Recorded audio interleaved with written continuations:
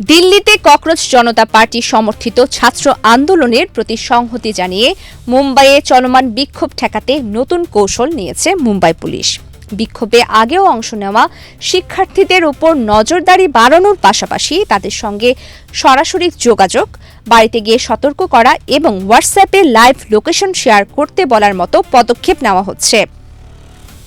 ভারতীয় সংবাদ মাধ্যম এনডিটিভি জানায়, যেসব শিক্ষার্থীর বিরুদ্ধে আগে এফআইআর হয়েছে বা আইনি নোটিশ দেওয়া হয়েছিল তাদের অনেকেই স্থানীয় থানার কর্মকর্তাদের ফোন ও হোয়াটসঅ্যাপ বার্তা পেয়েছেন।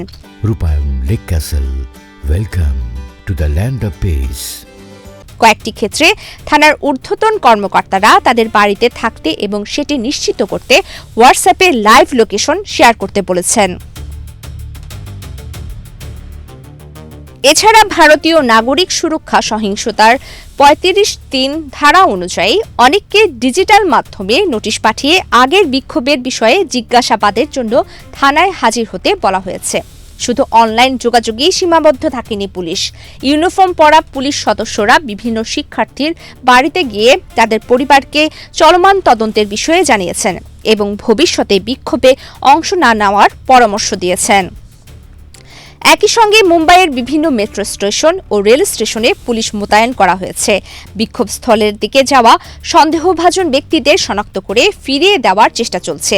আগে আটক হওয়া ব্যক্তিদের তথ্য বিভিন্ন থানায় পাঠানো হয়েছে, যাতে প্রয়োজন হলে দ্রুত তাদের শনাক্ত করা যায়।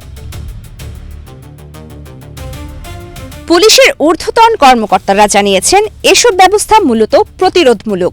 তাদের দাবি, তরুণদের বিরুদ্ধে ফৌজদারি মামলা হলে ভবিষ্যতে পাসপোর্ট, উচ্চশিক্ষা কিংবা চাকরির ক্ষেত্রে সমস্যায় পড়তে হতে পারে। তাই তাদের পুনরায় বিক্ষোভে অংশ নেওয়া থেকে নিরুৎসাহিত করাই এই উদ্যোগের উদ্দেশ্য। তবে আন্দোলনকারীদের পক্ষে থাকা আইনজীবী ও অধিকার কর্মীদের অভিযোগ, লাইভ লোকেশন চাওয়া, ব্যক্তিগত বার্তা পাঠানো এবং বাড়িতে গিয়ে চাপ সৃষ্টি করা আইনগত সীমা অতিক্রম করেছে। তাদের মতে, এসব পদক্ষেপ নাগরিকদের গোপনীয়তার অধিকার এবং স্বাধীনভাবে চলাফেরার সাংবিধানিক অধিকার নিয়ে গুরুতর প্রশ্ন তুলছে। এদিকে দিল্লির পুলিশি অভিযানের প্রতিবাদ এবং বিভিন্ন প্রতিযোগিতামূলক পরীক্ষায় অনিয়মের অভিযোগে মুম্বাইয়ে টানা তৃতীয় দিনের মতো ছাত্র রাজনৈতিক দল এবং বিভিন্ন সংগঠনের বিক্ষোভ হয়েছে। অন্যদিকে দিল্লির যন্তর মন্তরে সিজিপি সমর্থকদের অবস্থান কর্মসূচি বৃহস্পতিবারও অব্যাহত রয়েছে। তাদের দাবি, নিট, ইউজি সহ বিভিন্ন প্রতিযোগিতামূলক পরীক্ষায় অনিয়মের নিরপেক্ষ তদন্ত, শিক্ষা ব্যবস্থায় সংস্কার এবং কেন্দ্রীয় শিক্ষামন্ত্রী ধর্মেন্দ্র প্রধানের পদত্যাগ। প্রমিতি কিবরিয়া ইসলাম, বাংলাদেশ প্রতিদিন।